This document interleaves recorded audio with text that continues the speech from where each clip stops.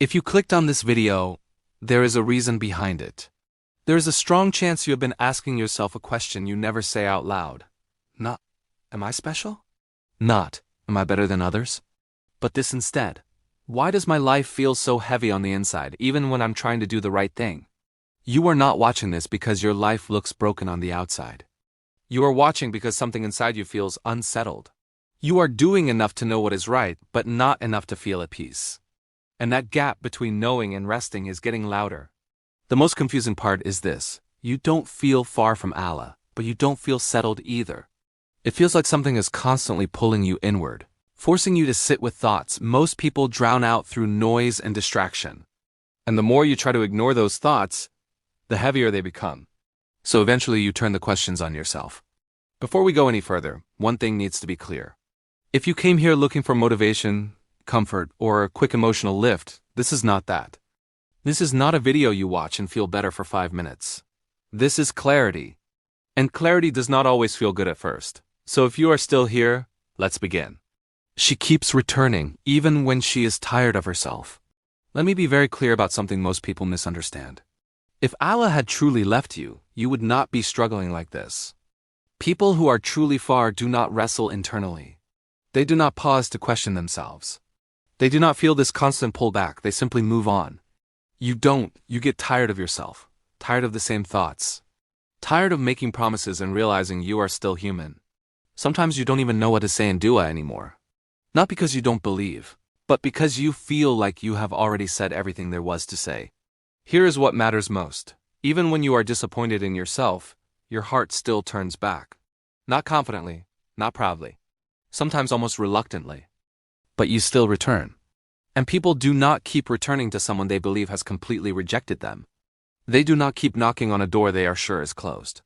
Allah himself says he loves those who keep returning to him, and the Prophet made it clear, slipping is not the problem, giving up is.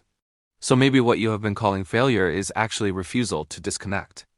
And maybe the struggle keeps circling back because your heart was never meant to settle far away. What Allah removes, even when it hurts.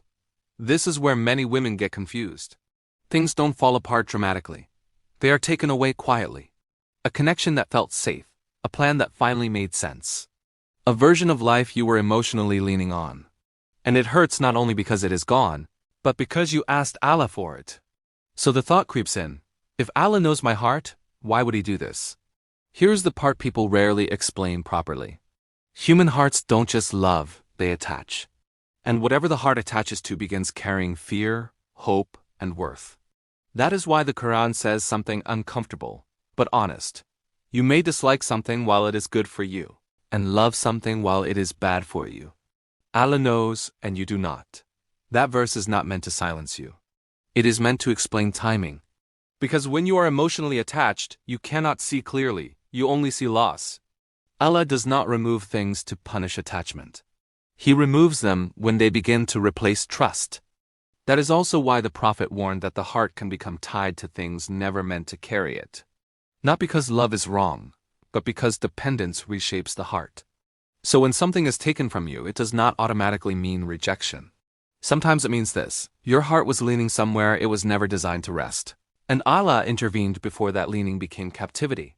That understanding does not erase the pain, but it explains why the pain feels personal. Her private life with Allah becomes more real than her image. There comes a point no one talks about honestly. You stop caring about looking okay, because you are exhausted from pretending that you are. You still function. You still show up. People still think you are fine. But inside, you reach a place where performance feels pointless. You don't want to explain yourself anymore. You don't want to defend your intentions. You don't even want to sound strong. You just want to be honest somewhere. And that is usually when your relationship with Allah changes. Your duas stop sounding polished. You stop choosing words carefully. Sometimes you don't even speak at all. You just sit there heavy. And strangely, that is when things feel most real.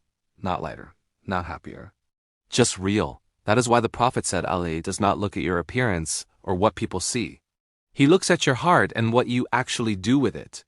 That hadith matters here because it removes the pressure to perform goodness. It explains why sincerity often grows in private, not in public. And why the most meaningful conversations with Allah rarely sound impressive. If you have noticed a shift where what happens between you and Allah matters more than how you are perceived, that is not you becoming distant from people. That is you becoming less dependent on being seen. And that kind of honesty does not come from comfort. It comes from being stripped of the need to impress. Your timeline does not behave, and people keep commenting. It is not just that life feels hard. It is that your life does not follow the script people expect. And they never stop reminding you. You attend weddings and return home with a quiet pressure in your chest. Relatives ask questions casually, but they land like judgment. Friends move forward. You are happy for them. Then later, alone, you feel the weight. The hardest part is this: you were not careless. You tried, you made dua. You tried to keep things halal, and still the door did not open. This is where the Quran gives a reality check. Allah says He does not burden a soul beyond what it can bear. That verse is not a smile through it quote. It is a framework. It means your life is not random. You are being shaped for a weight you will eventually carry with strength, not with panic. Not every delay is rejection. Sometimes it is protection from arriving too early as the wrong version of yourself. You begin losing interest in being seen. This one shows up quietly in daily life. You are at an event. Everyone is chasing attention, compliments, photos, validation. And inside you feel resistance. Not because you think you are better, but because you can feel how empty it is, how quickly it fades, how needy it makes people, so you pull back. You become careful with what you show, who you impress, what you share. People may call it insecurity, or being too strict, or say you have changed. But the Prophet gave a simple anchor. Haya is part of Iman. That is not a personality trait. It is a protective filter in the heart. When that filter is alive, you do not feel comfortable turning yourself into a product. In a loud society, restraint is not weakness. It is guidance. One day you notice it clearly. You are not being nice. You are being strategic. You edit yourself to avoid rejection. You downplay what matters to you. You stay quiet to avoid being labeled difficult. You smile, but inside you feel small. Eventually, you get tired of that life. Not tired of people, tired of living like their approval is your oxygen. This does not make you harsh. Islam does not teach that. A smile is still charity. Good character still matters. But you stop paying for acceptance with disobedience, with weak boundaries, with self-betrayal. That is what the Prophet warned about. If you seek people's pleasure by displeasing Allah, you will be handed over to people, and people are never satisfied. So you keep your adab, and you keep your spine. Certain doors close, and you stop arguing with Allah about them. This is the part no one prepares you for. At some point, you realize some things are simply not meant for you. Not because you didn't try. Not because you were careless. They were just closed, a type of relationship. A version of marriage. A lifestyle you could have had if you compromised earlier. Before you would have argued. You would have pushed, lowered standards, justified what you knew was not clean. But something changes. You still feel disappointment. You are human. But you stop fighting Allah for alternatives that cost you your iman or self-respect. That is not weakness. That is alignment. The Quran says Allah guides the hearts of those who believe. Guidance here does not mean answers. It means your heart stops chasing what is not written for you.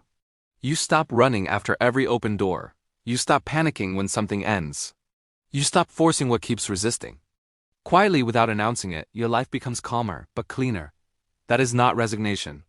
That is trust settling in. People who are not being guided like this do not experience closed doors this way. They keep forcing. If there is one thing this video was never trying to do, it was to convince you that you are special. Being chosen by Allah is not a compliment. It is a responsibility. And it does not show up as constant peace, a perfect life or spiritual highs all the time. Most often, it shows up as restraint, as delay, as redirection when you are ready to move forward. It shows up as a heart that does not fully settle where it is not meant to stay, as doors that do not open even when you knock the right way, as an inner line you refuse to cross even when crossing would make life easier. That does not mean others are rejected. And it does not mean your path is harder because you are better. It simply means your heart is being handled differently. So if you have been quietly wondering whether your struggles are pointless, or whether your delays mean you are doing something wrong, understand this. Allah does not choose people to confuse them. He chooses them to protect them, even when the protection does not feel gentle at first. And if you are still here after all of this, it is likely because something inside you already knew. If this reached you at a moment you needed it, leave a quiet comment. Ya Allah, guide my heart and steady my steps. You never know who might say Ameen with you. Until then, walk gently, trust deeply, and do not rush what Allah is carefully shaping. Assalamu alaikum wa rahmatullahi wa barakatuh.